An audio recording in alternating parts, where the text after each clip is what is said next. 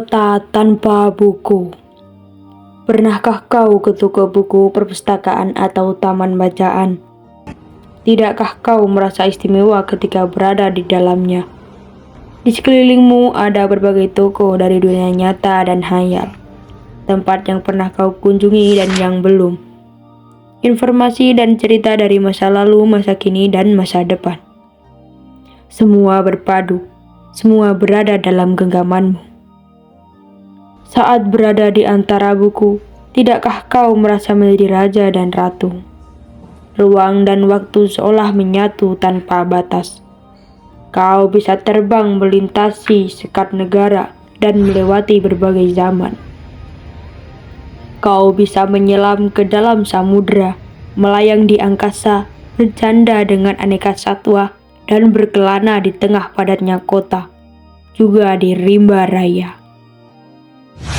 Kau tahu, buku adalah jendela dunia, kunci pengetahuan, dan pintu wawasan. Muhammad Hatta, sang proklamator, berkata, "Aku rela dipenjara asalkan bersama buku, karena dengan buku aku bebas."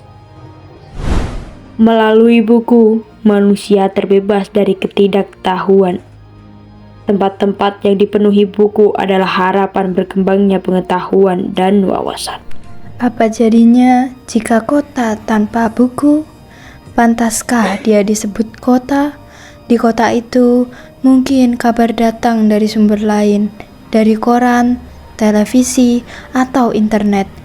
Mungkin informasi dan cerita datang dari cerita nenek moyang, bagai dongeng-dongeng sebelum tidur. Irama warganya pun tiada beda. Bangun pagi, bertebaran di muka bumi untuk berbagai keperluan, untuk kembali pulang siang atau sore harinya. Setelah itu, mereka berangkat tidur dan memulai lagi hari berikutnya. Semua serupa. Di kota itu, mungkin ada bangunan bernama perpustakaan. Di dalamnya, buku-buku berderet dalam rak yang tak terjamah. Tiada tangan meraih dan membuka halaman demi halaman dengan sukacita.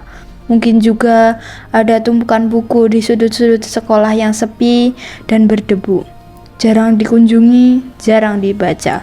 Buku-buku di sana teronggok tanpa nyawa. Bagaimana dengan kotamu? Mungkin kau tinggal di tengah kota yang megah, atau di gang sempit, di desa terpencil, di sisi pesisir, atau di kaki gunung. Adakah perpustakaan, taman bacaan, atau toko buku di dekat rumahmu?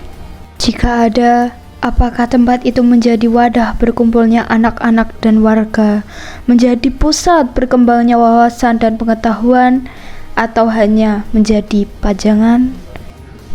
Maukah kau menjadi orang yang menghidupkannya?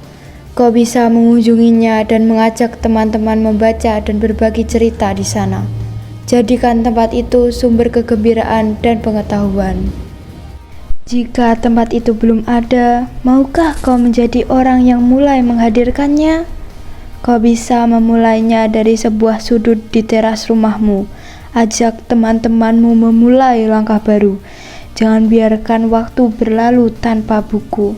Siapapun dirimu, bersahabatlah dengan buku.